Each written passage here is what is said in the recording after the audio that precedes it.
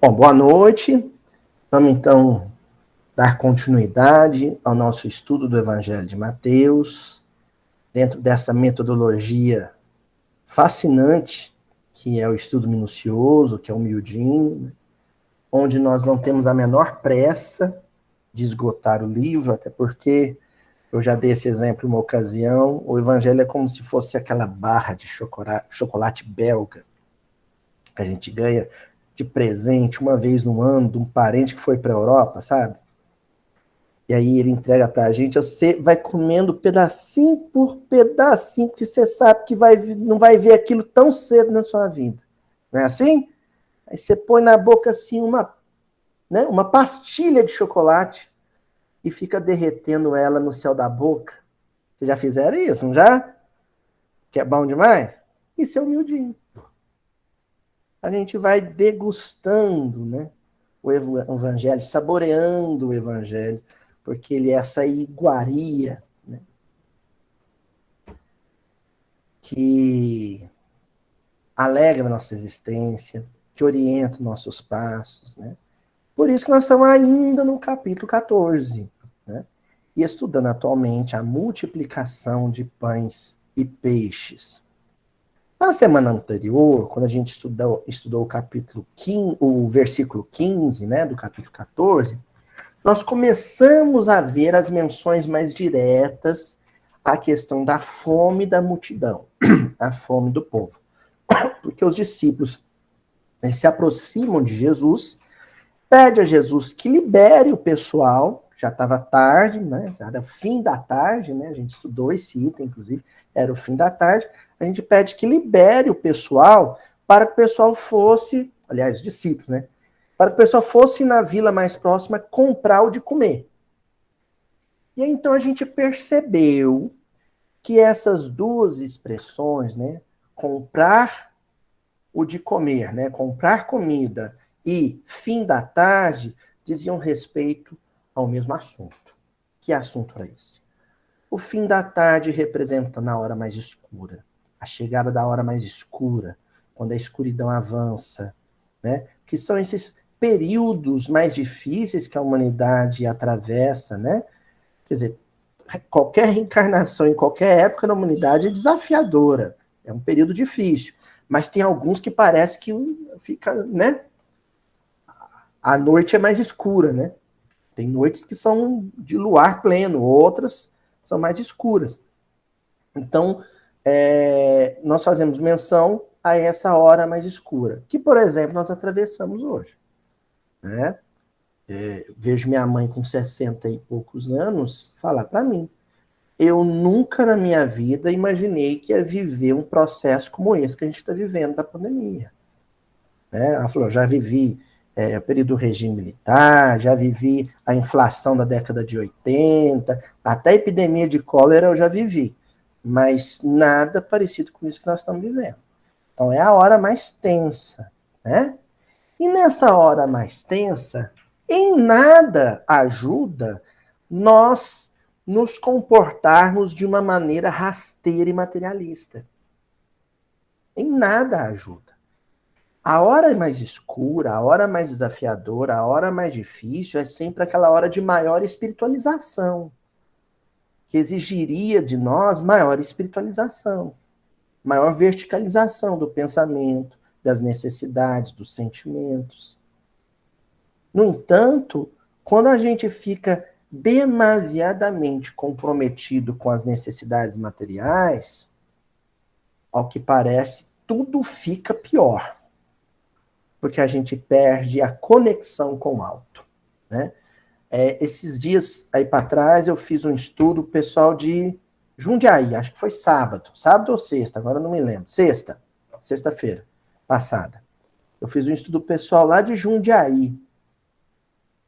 E eles pediram para eu falar do Morro Alto, né?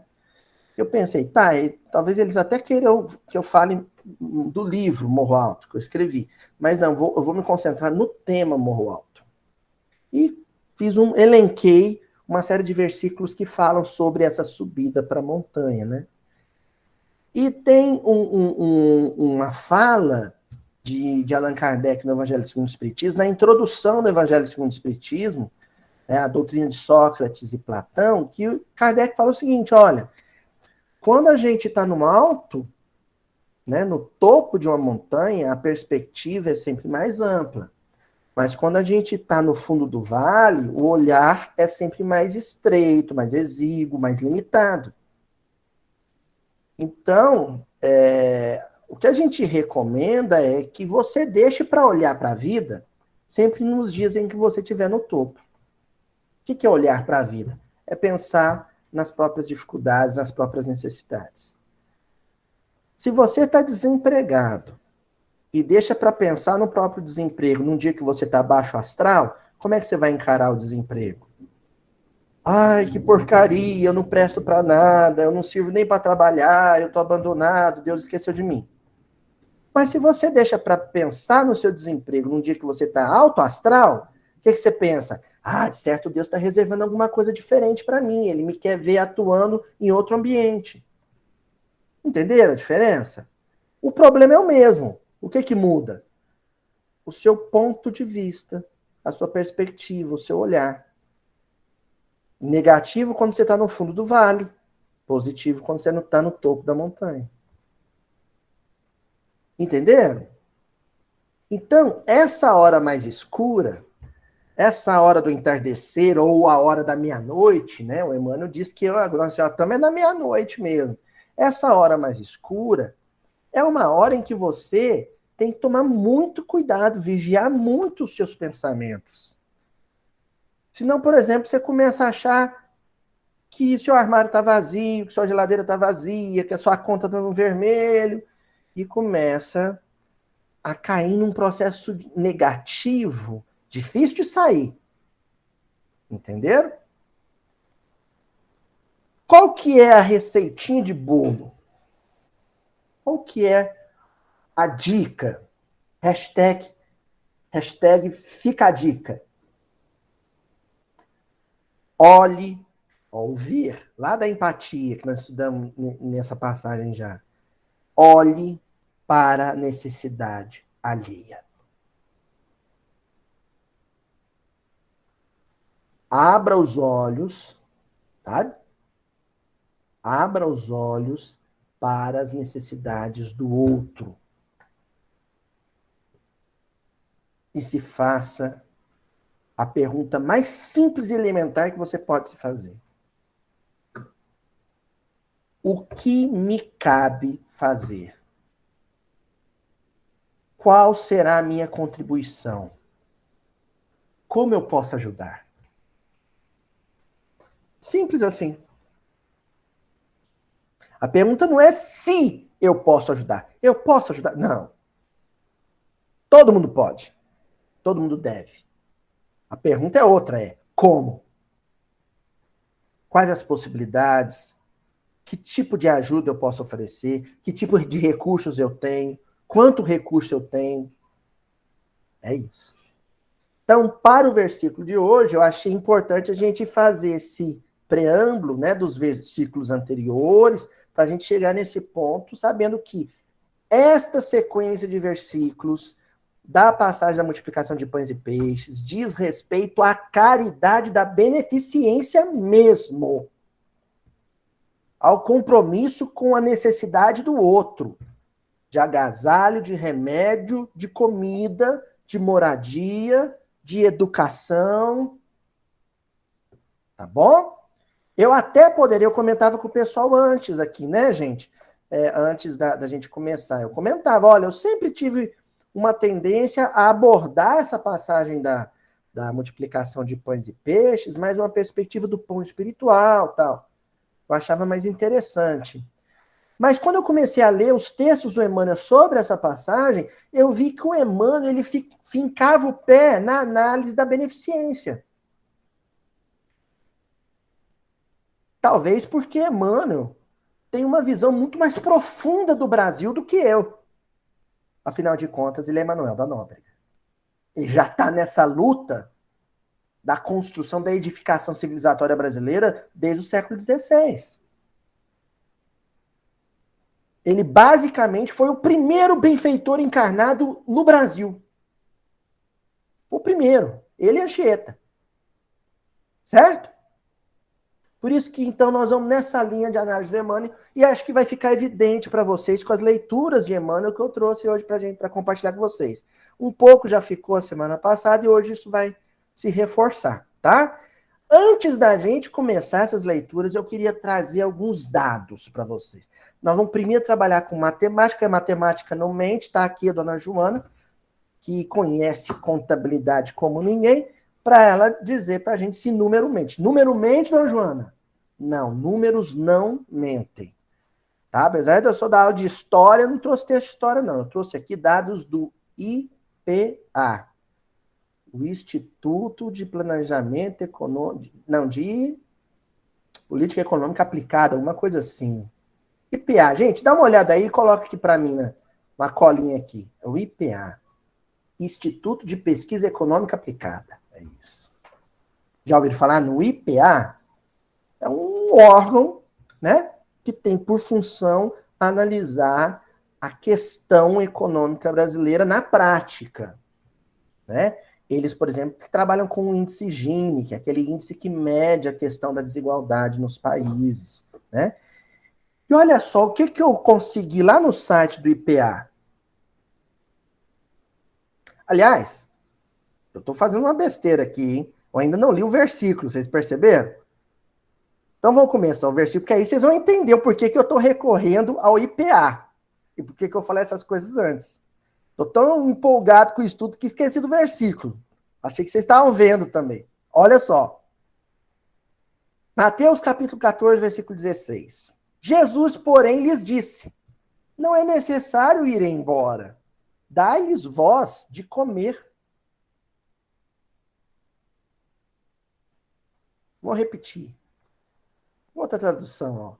Jesus, porém, lhes disse: não é necessário ir embora. Dai-lhes de comer vós mesmos. O que a gente viu semana passada? Os discípulos dizendo: libera o povo para eles ir atrás de comida. E Jesus falou assim: mas vocês vão deixar eles ir embora para arrumar comida? Dá comida a vocês. Vocês vão deixar eles por conta própria? Porque os discípulos mencionam no versículo anterior que ia liberar eles para comprar comida. Não era isso? E quem não tinha dinheiro? Como é que ia fazer? Jesus pensou nisso, os discípulos não. É um negócio que a gente não pensa. Amanhã eu vou no supermercado fazer compra de supermercado de comida porque o armário está vazio. E quem não tem dinheiro? Compra como? Vocês param para pensar nisso? Vou no açougue comprar 5 quilos de carne para fazer um churrascão lá em casa. Quem não tem dinheiro? Vai no açougue e compra carne como? Ou não compra? Jesus pensou nisso. Os discípulos não. Aí ela fala para os discípulos: não libera eles não. Providencia vocês. Comida aqui para todo mundo.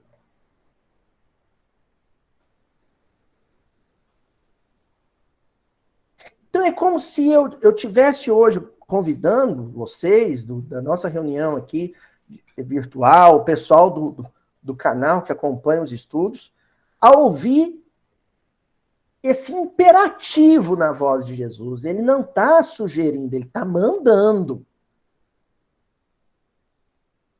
Dai-lhes voz de comer. Ah, o povo está com fome. Está com fome? Compra. Com quê? O povo não tem como comprar comida. Não tem como comprar remédio.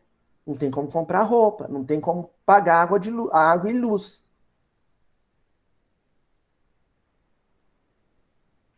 Quem é que tem que dar comida para o povo?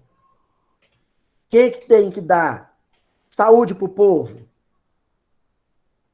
Qualquer um de nós vai pensar imediatamente que é o governo, é o Estado.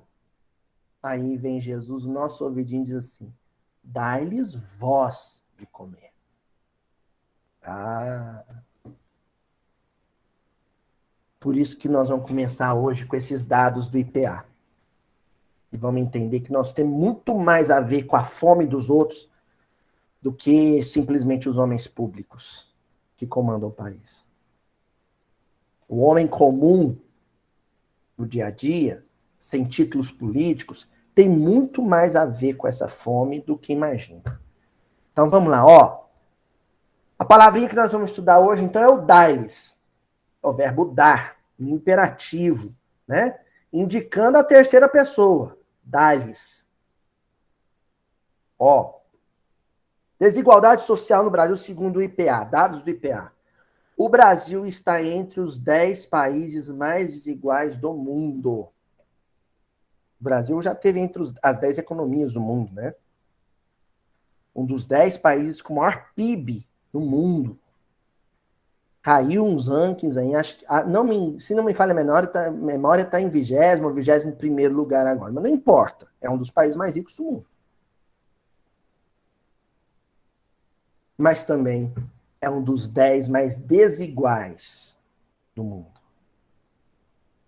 Quer saber a posição do Brasil? No ranking da desigualdade mundial? O segundo. O segundo país. Isso é um negócio assustador, né? É a segunda maior concentração de renda entre 180 países. De 180 países, a segunda maior concentração de renda é a do Brasil. Brasil tem uma concentração de renda, gente, maior que Botsuana, que é um país muito pobre. É um país pobre, mas a desigualdade, a concentração de renda não é igual ao do Brasil, que é muito pior. Estão vendo que grave que é isso? Nós estamos falando de concentração de renda. Isso diz respeito a todos nós. Para quem ainda não entendeu o que é concentração de renda, então vamos lá, os dados do IPA. 1% da população brasileira, 1% da população brasileira concentra 28% da renda nacional. 1%, Instituto de Pesquisa Econômica Aplicada, não, assim, isso mesmo. 1% da população brasileira tem 28% da renda. É 1% mais rico, né, portanto. E 40%, olha só que coisa assustadora. 40% mais pobre, o 40% mais pobre, o 40% da população brasileira mais pobre concentra, sabe quanto da nossa renda? 10% só. Estão entendendo o que é que a gente está chamando de desigualdade social? Ou seja, quem é rico no Brasil é muito rico. Os brasileiros mais ricos estão entre os mais ricos do mundo. E quem é pobre no Brasil é muito pobre. A diferença de renda entre os 40% mais pobre e o 1% mais rico é assustadora.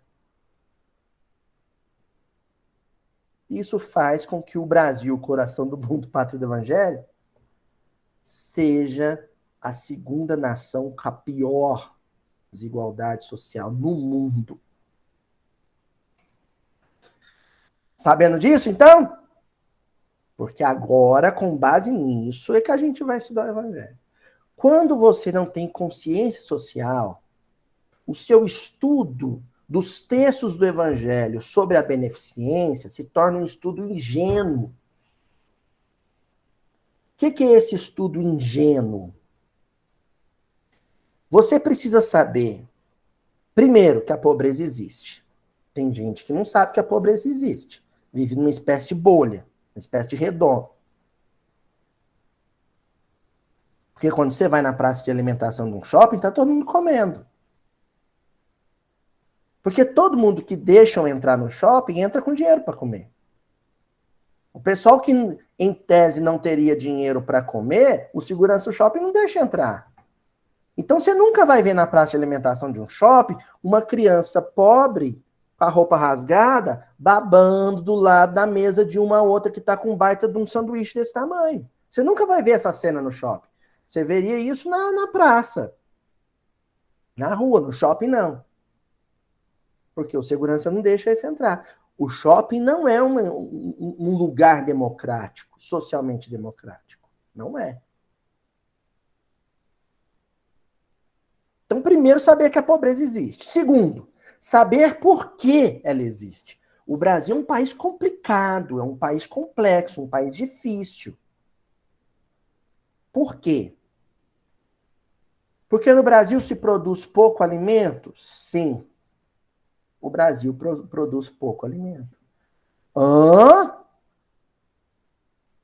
Mas e as lavouras e lavouras de soja, de milho, de cana? Isso é comida? Não, isso não é comida, isso é commodity.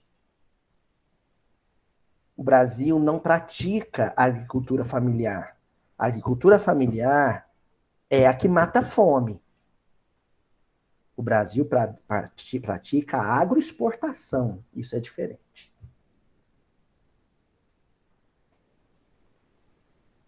Então, o agronegócio brasileiro não produz comida. Ele produz commodities. Item de exportação. Não se produz arroz, feijão, couve para o brasileiro comer.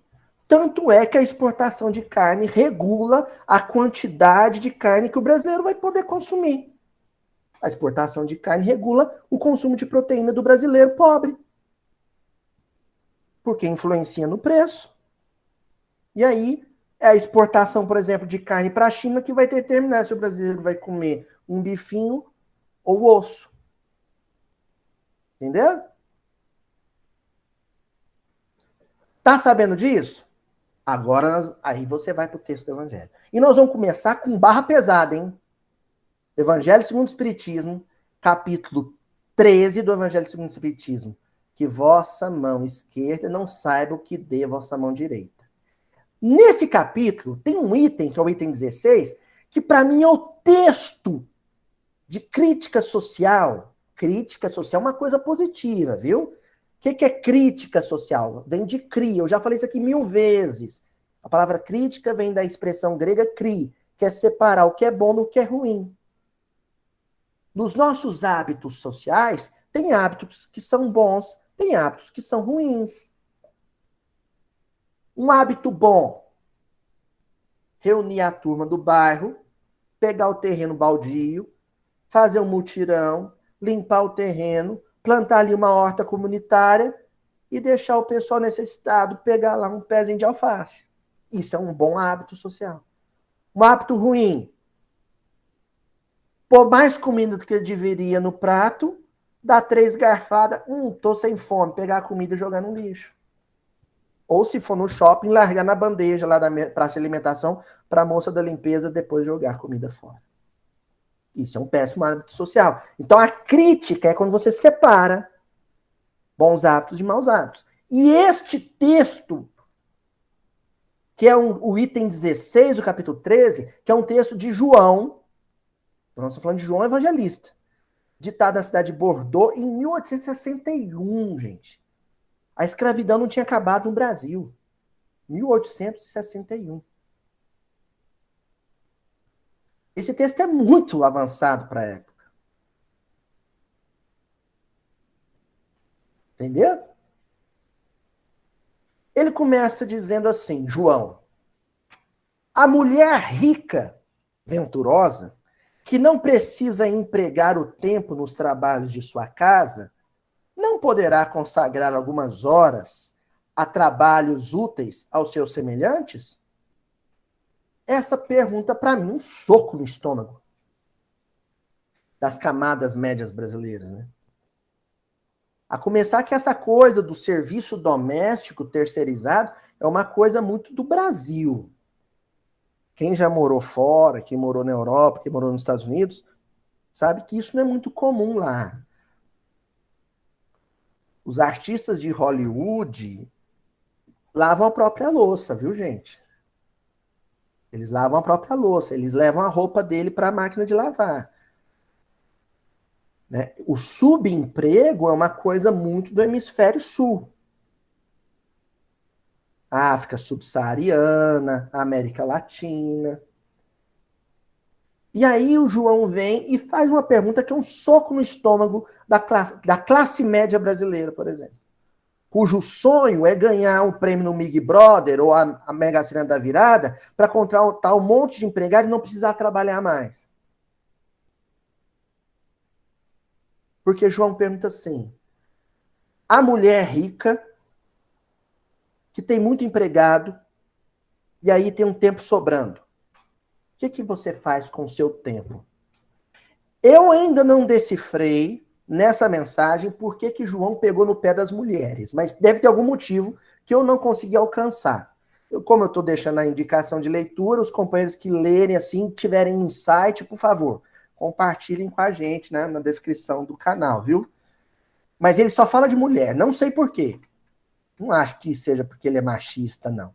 Por alguma razão sociológica e espiritual, acima de tudo, ele cita as mulheres. Mas ele começa falando dessa mulher rica, que tem empregada, que faz todo o serviço e ela pode acordar tarde.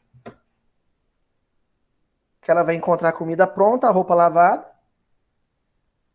E aí o João começa a fazer uma pergunta. Tá, te sobra tempo, né? O que você está fazendo com o tempo que te sobra? E ele continua. Compre com o que lhe sobre dos prazeres agasalhos para o desventurado que tirita de frio.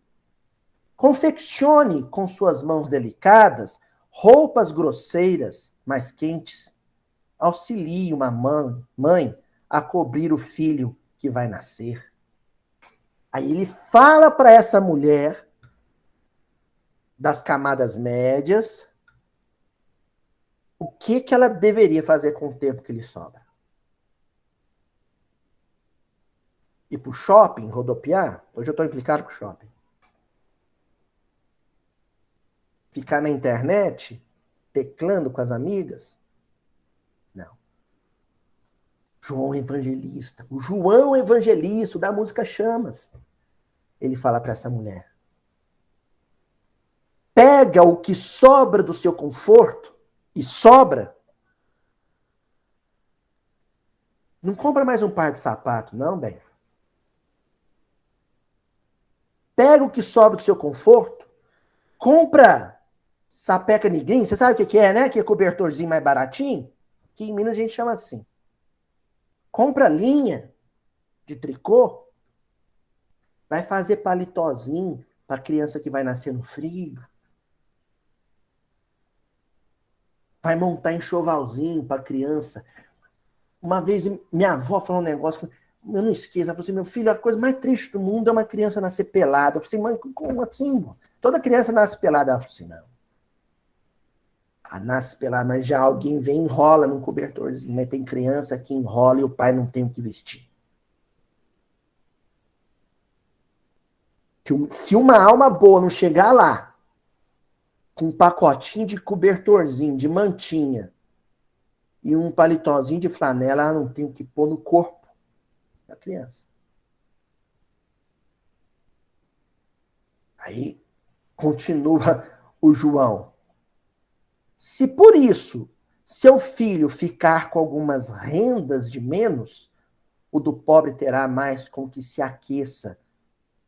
Trabalhar para os pobres é trabalhar na vinha do Senhor.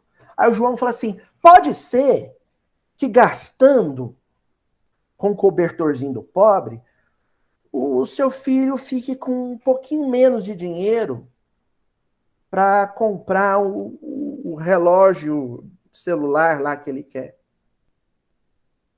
Smart, não sei das quantas. Pode ser.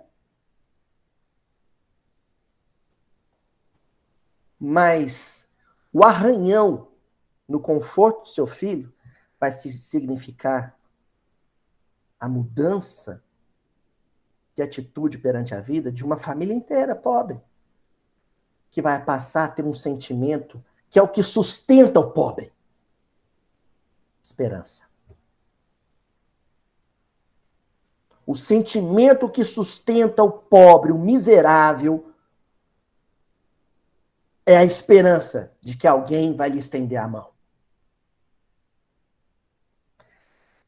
Tanto que toda família pobre no Brasil, por exemplo, entre os 18 milhões de desempregados que nós temos no Brasil, que é o sujeito que ele não sabe se vai receber ou não auxílio do governo, um emprego mês que vem, ele não sabe o amanhã. A frase que o sustenta é: Deus proverá. Deus proverá. Mas para Deus estender a mão, ele precisa das nossas mãos. Aí o João pega e salta para o parágrafo seguinte do texto. Agora ele vai falar da mulher operária, da mulher que transita ali. É muito difícil fazer essa estratificação social no Brasil, do que é camadas médias, né? Tanto que a gente fala camadas médias hoje na sociologia, né? Não se fala mais em classe média como um bloco. São camadas médias, né? E o critério nem tanto é a renda, é mais a escolaridade. Então ele vai se dirigir agora àquela mulher operária, a mulher que cuida do serviço doméstico, que tem um trabalho de baixa renda. Ele vai se dirigir a ela. Ele pega e diz assim: e tu, pobre operária, que não tens o supérfluo, mas que, cheia de amor aos teus irmãos, também queres dar do pouco com que contas, dá algumas horas do teu dia, do teu tempo, único tesouro que possuis. E quem não tiver recurso? Dá tempo. Dá o teu tempo.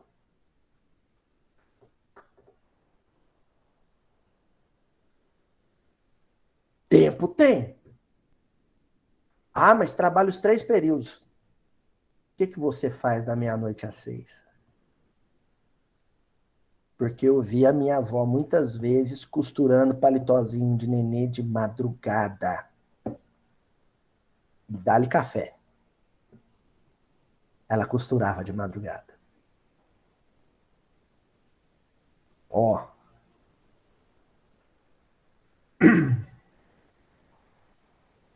Faze alguns desses trabalhos elegantes que tentam os felizes.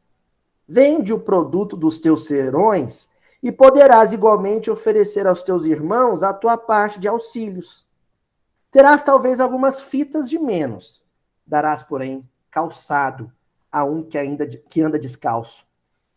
É gigante esse texto do João, gente. Eu li ele umas 4 vezes. Olha o que ele está falando. Ó, faz que nem o Robin Hood, mas sem o crime. Sabe a madame? Ela gosta de coisa bonita. Faz um trabalho, uma coxa de, né, um forro de mesa, uma coxa de cama, bem bonita. A madame dá o material, você pede como é que fala assim, o feitio, não tem esse negócio assim? Você dá a mão de obra, ela dá o material, você faz um negócio bem bonito, vende para ela. Aí ela vai te dar o dinheiro, você pega o dinheiro e compra o sapato pro menino que não matriculou na escola ainda porque não tem como ir na escola. Porque uma vez eu fui levar a minha esposa na escola municipal onde ela trabalha. Onde ela trabalhava, aliás. Ela mudou de escola. E eu vi uma menina chegando na escola de chinelo, mas não era só chinelo. Ela estava com um par de chinelo diferente do outro. Possivelmente ela tinha ganhado ou achado chinelos diferentes. Um, inclusive, era maior que o outro. Uma menininha de uns 11 anos, 12 anos, chegando com chinelos diferentes. Ir para a escola sem um sapatinho. É muito triste. Então não tem dinheiro, mas tem mão, vai fazer alguma coisa manual. Vai vender bolo. Sabe? Que é o que nossa casa, por exemplo, espírita faz. Vai fazer galinhada e vender. para comprar mantimento. Galinhada para o pessoal de fora, viu, Éder? É arroz com galinha, viu? Que a gente chama de galinhada. Então, vai fazer alguma coisa, mas não fica parado, não. Continua, João. E vós, mulheres que vos votastes a Deus, trabalhai também na sua obra, mas que os vossos trabalhos não sejam unicamente para adornar as vossas capelas, para chamar a atenção sobre a vossa habilidade e paciência. Aí, ele se dirige às religiosas. Assim, quando vocês fizerem uma campanha, arrecadar recursos, não torre esse dinheiro todo em embelezamento do centro espírita, não, porque o centro espírita é pedra, é tijolo.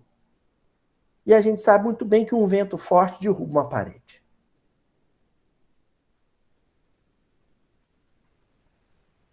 Não faz sentido eu ter um centro espírita enorme e maravilhoso, que depois que acaba os trabalhos eu passo a chave na porta e alguém fica dormindo na calçada.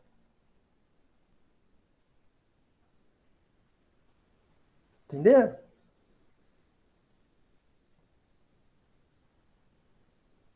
Tem uns centrões assim, o pessoal me conta assim, tem um centro que cabe 5 mil, 3 mil, 2 mil. Eu falei assim, gente, mas cabe o quê? Para dormir?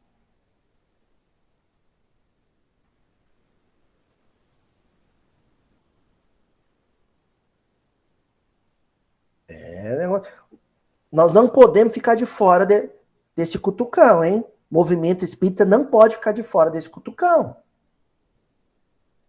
Isso aqui é João Evangelista. Sede-lhes a providência que diz aos pássaros do céu, dá Deus o alimento. Mudem-se o ouro e a prata que se tecem nas vossas mãos em roupas e alimentos para os que não os têm. Fazer isto e abençoado será o vosso trabalho.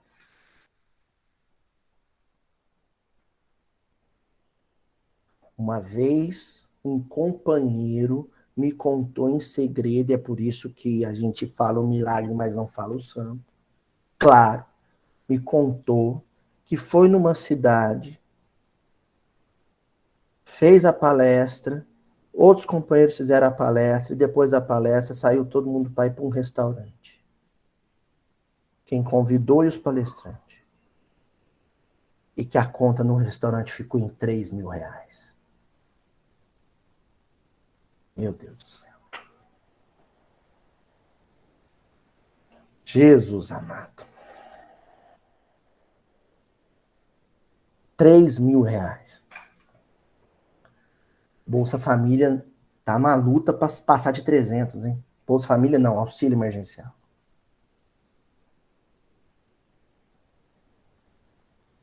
É muito grave isso. Vou repetir aqui no texto por que eu estou fazendo esse comentário duro. Sede-lhes a providência que diz, aos pássaros do céu dá Deus o alimento. Mudem-se o ouro e a prata que se tecem nas vossas mãos, em roupas e alimentos para os que não os têm. Então tem comida que a gente come que vale ouro. Tem roupa que a gente veste, e eu estou me dirigindo ao público do miudinho, porque é lógico que eu conheço o auditório para qual eu falo. Quando eu vou no final do ano, no nosso encontro das mães cadastradas lá da casa, que recebem cesta básica, eu sei para quem eu estou falando, a fala é outra. Mas eu sei também quem são os 10 mil inscritos no canal do Miudinho.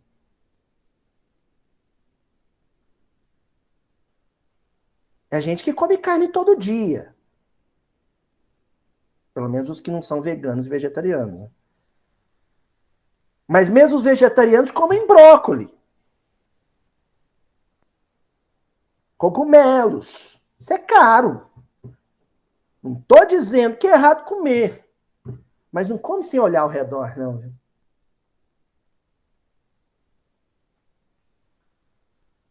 eu vou consumir menos, eu vou consumir alguma coisa de custo menor para sobrar recurso para quem não tem. Porque tem coisas que tem ali o fetiche da mercadoria agregado, né? Tem coisa que não vale o que a gente paga, gente. É moda. E a gente paga. Tem jantares que não valem o que a gente paga. E a gente paga. Tem vinhos capitosos que não valem o que se paga. Mas as camadas médias brasileiras pagam. Champanhe no final do ano de R$ 500, de R$ 1.000.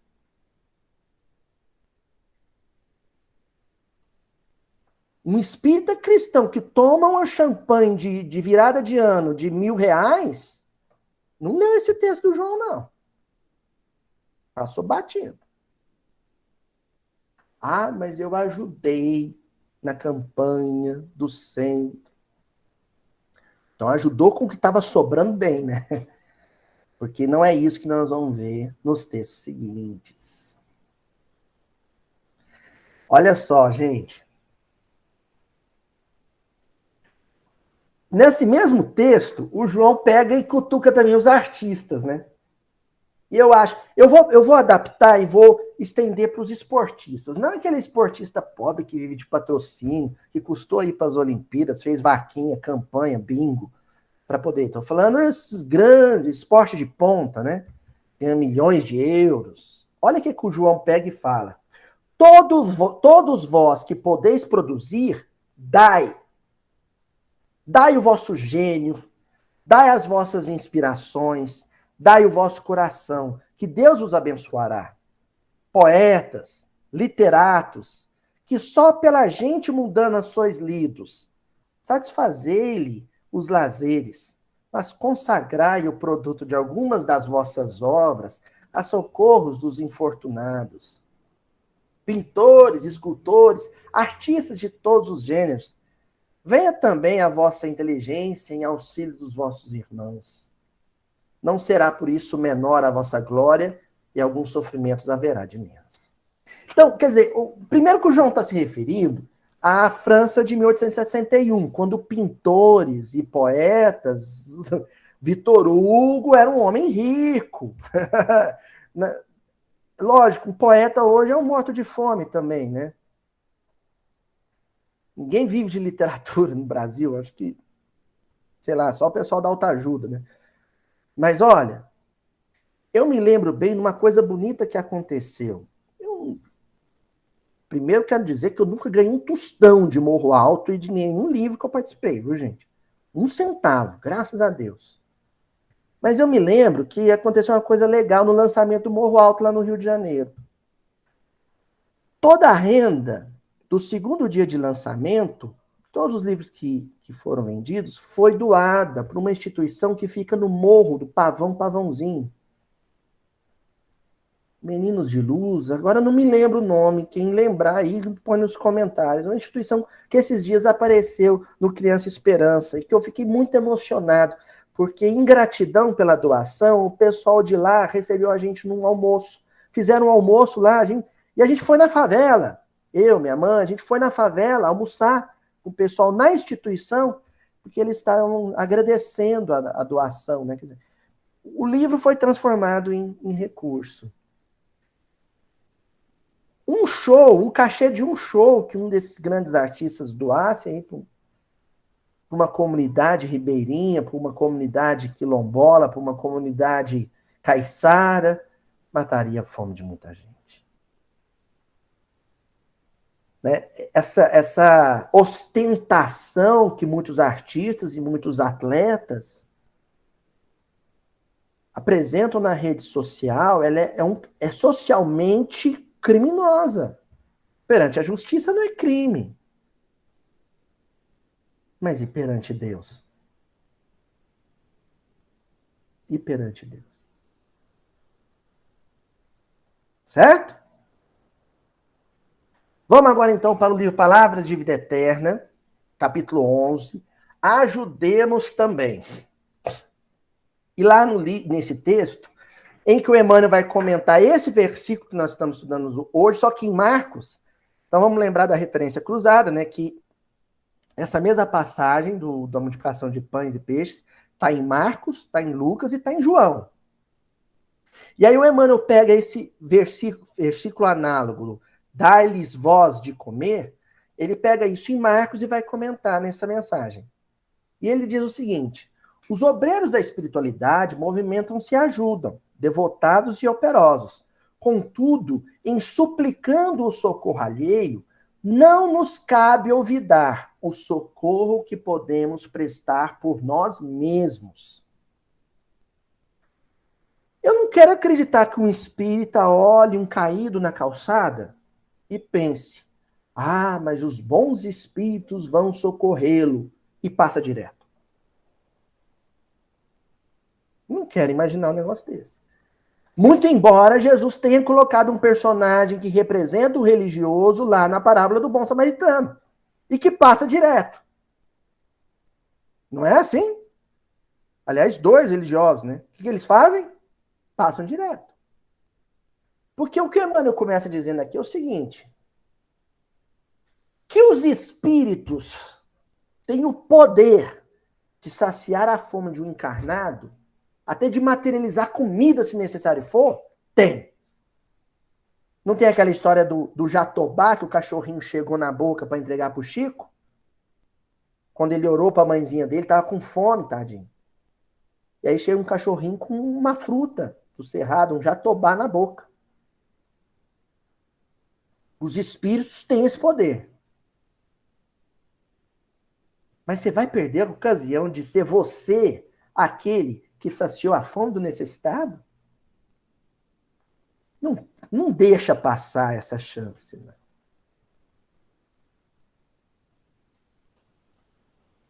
Se o faminto surgir na sua porta ou na sua frente, agradece a Deus. Obrigado, Senhor. Não pela necessidade do outro, mas pela oportunidade que te surge de lembrar a si mesmo que a humanidade é uma grande família e que esse que veste pior que você, que come pior que você, é seu irmão.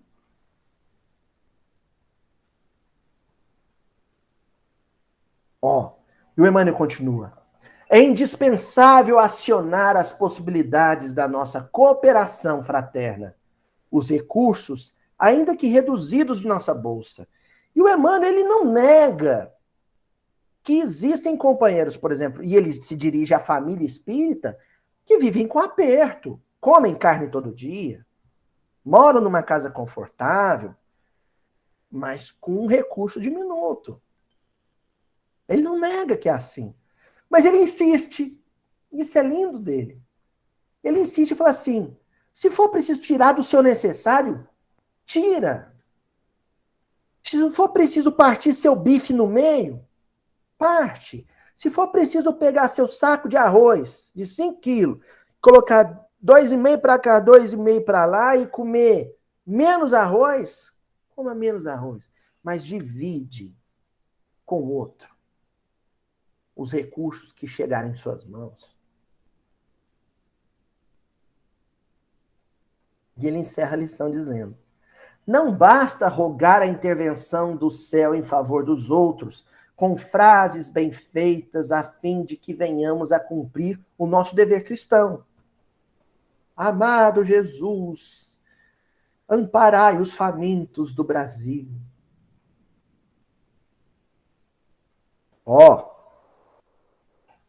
Você sabe o que é isso aqui que eu fiz? Arregaçar as mangas.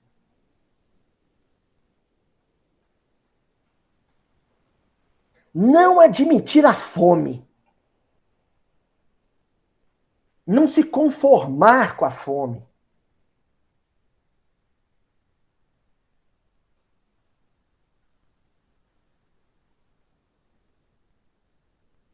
Eu estava ali sentado hoje pensando nesse estudo, né, que eu fico matutando no estudo.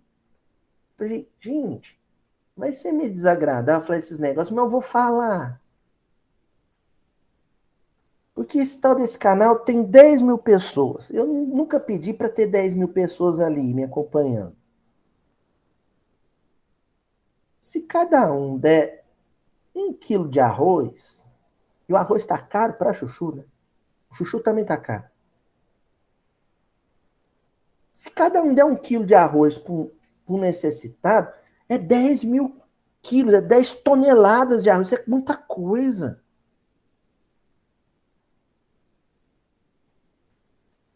Então eu vou pedir aqui para vocês, quem assistir esse estudo nesse momento, por causa desse estudo, faz eu ficar feliz. Mata a fome de alguém e depois me conta. Só para eu ficar feliz. Me dá essa alegria. Ô Luiz, eu assisti seu estudo, eu fui lá, comprei um pacote de feijão e dei para uma pessoa. Ô Luiz, eu assisti aquele estudo miudinho, ó, miudinho, 200 e tantos. Fui lá, comprei um saco de pão e levei para uma casa na periferia. Na peregrinação, né, Dona Joana? Na terça-feira, na Aurélia Agostina. Então, faz isso, dá essa alegria. Só para eu não sentir que isso aqui é só uma academia do saber. Só para eu não ter esse desconforto que me dá, às vezes, de que isso aqui a gente está só exercitando a capacidade de tirar leite de pedra e interpretar 1 hora e meia um pequeno versículo. Não. Só para eu sentir algo de mais concreto neste evento virtual, eu vou ficar feliz demais. É claro que o máximo que eu consigo ajudar materialmente com o meu salário de professor é alguém que está ao redor aqui em Uberaba.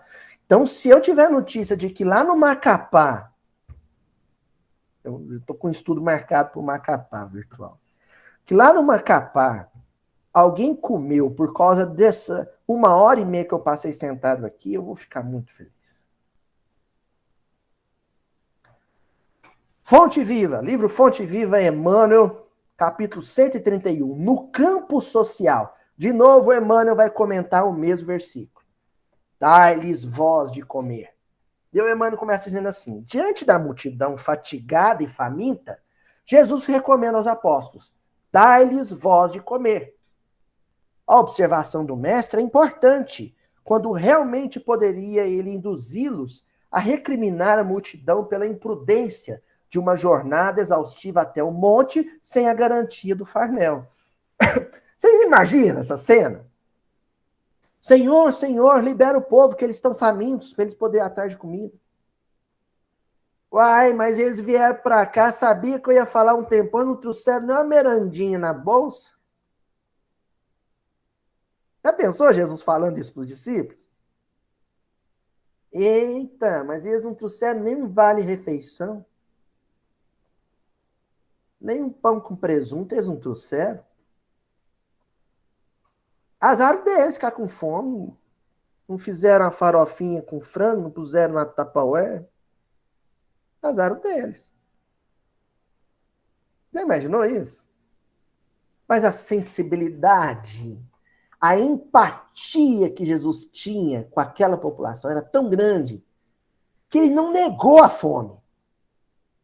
Ele não negou a existência da fome, que é o que muitas vezes nós fazemos. Ele admitiu que as pessoas estavam com fome. Só que ele chamou o discípulo para a responsabilidade. A multidão está com fome? Então, o primeiro compromisso não é com o Estado romano, é com o meu discipulado. Ah, mas o Estado recebe imposto. O que César vai fazer com o imposto que está em tuas mãos é problema de César. Viu, Flavinho? É problema de César. Agora, o que eu vou fazer com o tostão que caiu na minha mão é problema meu.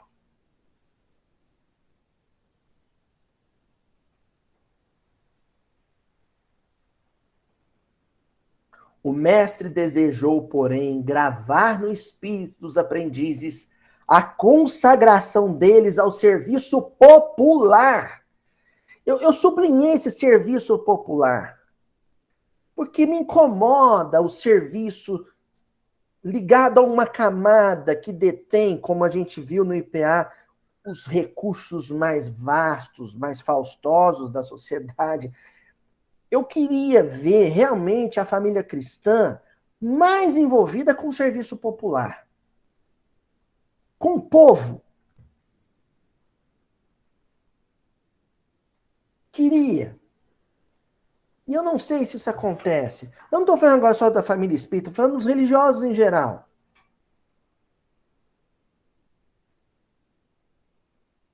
Trabalhos igual do padre Júlio Lancelotti, junto aos moradores de rua, a família Arnes, Dona Zilda Arnes, né, que deixou um legado com a pastoral do menor. O trabalho do Divaldo Franco em Salvador, né, lá no Pau da Lima, na periferia de Salvador. E o trabalho exemplar que nós temos, mais próximos de nós, mais contemporâneo de nós, com a Fraternidade Sem Fronteira, né, sob a liderança do Wagner.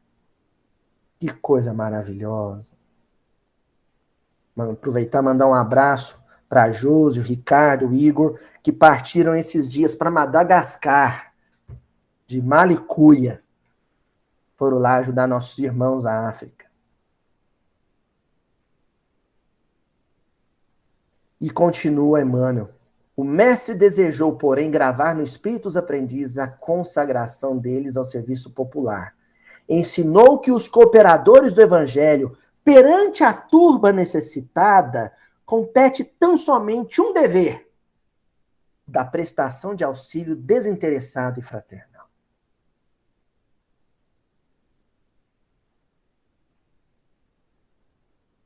Que maravilha, que maravilha. Ó, e aqui agora vamos ler um texto que eu nem sabia se eu trazia para vocês ou não. Falei assim, gente, isso aqui vai mexer com os brios, né? Mas como é o Emmanuel que escreveu, eu não vou esconder esse ouro, não. Que é o livro Fonte de Paz, um livro lá do B, do Chico. É um texto muito pouco conhecido. No capítulo 7, que se chama Jesus em Ação. O título já é maravilhoso, né? Jesus em Ação. E aí o Emmanuel pega e diz assim: irmãos surgem que de vez em quando se afirmam contra a beneficência. No meio espírita. Outro dia eu fiz uma postagem no Facebook lá, né, pedindo, eu até usei da ironia para pedir pessoal ficar atento para a questão da pobreza menstrual, né? Um assunto que está em pauta. Ah, e está em pauta porque nunca teve em pauta, né? Por que você está falando muito agora? Porque nunca se falou. E eu falei da pobreza menstrual. Pois veio uma senhora espírita, e eu sei que é espírita, e comentou embaixo assim: essas senhoras da periferia, elas pegam o Bolsa Família e compram iPhone, em vez de comprar absorvente higiênico.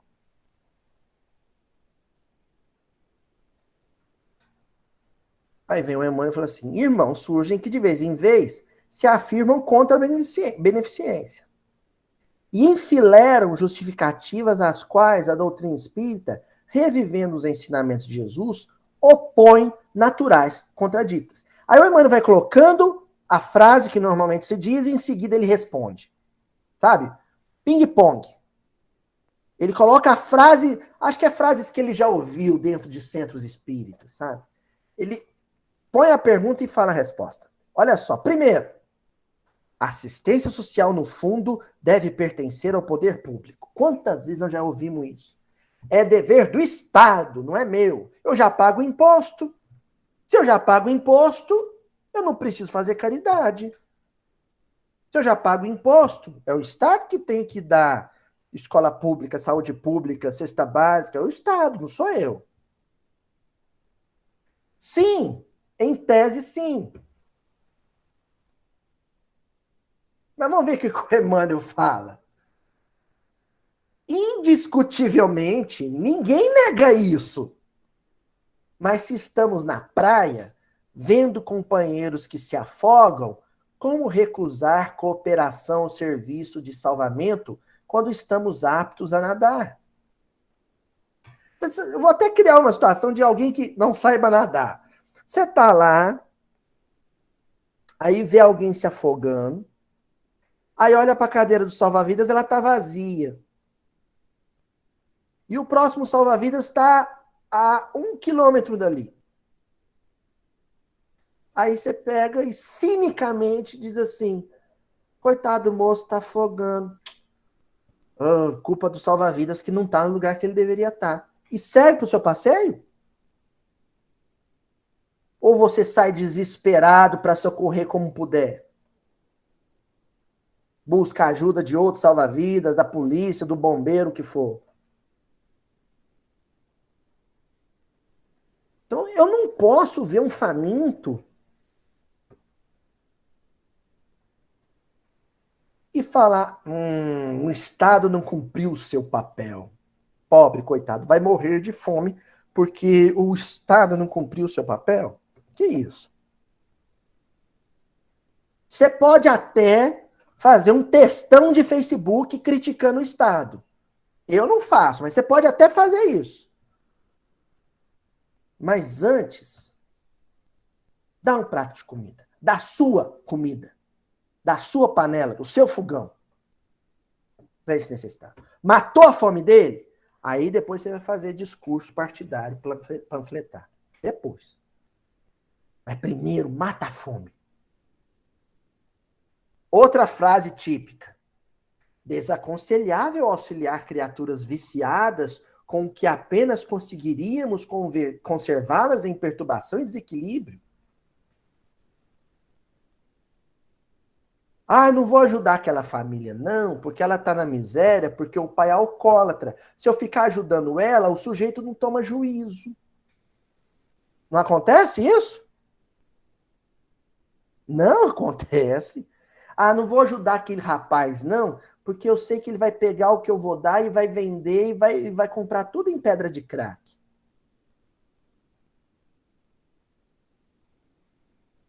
Vamos ver o que o Emmanuel comenta? Quem de nós poderá medir a própria resistência ante as provações do caminho? E de que modo apreciaríamos a conduta do próximo para conosco se fôssemos nós os caídos em tentação? Tem um texto da Clarice Lispector, que eu sou apaixonado pela Clarice, que ela fala assim, antes de me julgar, caminha pela estrada que eu caminhei usando os meus sapatos.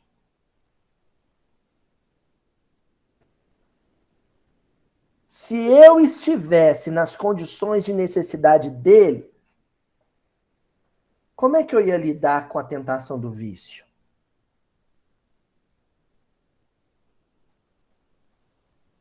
Hein? Outra frase típica das camadas médias brasileiras, né? Muitos dos chamados pedintes mostram mais necessidade. Muitos dos chamados pedintes mostram mais necessidade de trabalho que de auxílio. Por que ele não vai trabalhar? Por que em vez de pedir, ele não vai trabalhar? Eu trabalho. Agora eu vou trabalhar todo dia para sustentar esse à toa? É a tal meritocracia, né? Eu tenho o que eu tenho porque eu mereço.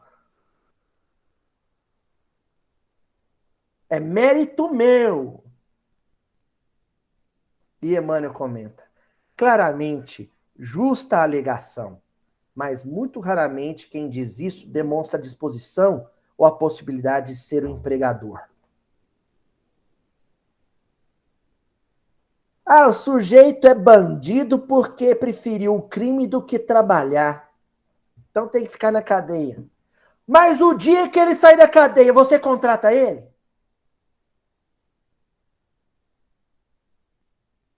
O dia que ele sair da cadeia, com um currículozinho debaixo do braço para mudar de vida, você contrataria um ex-presidiário?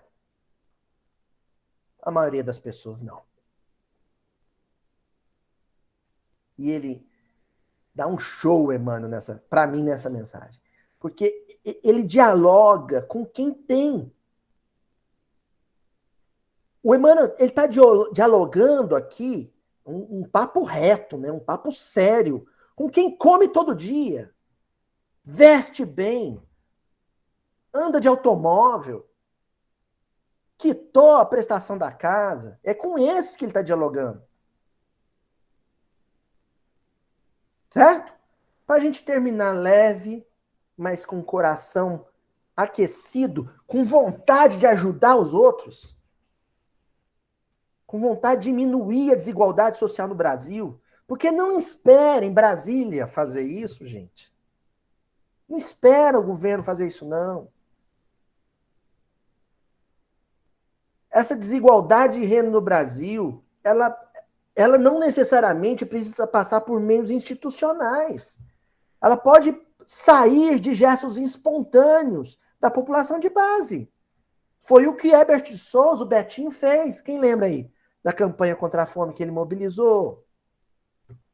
Que a CUFA está fazendo, a Central Única das Favelas está fazendo.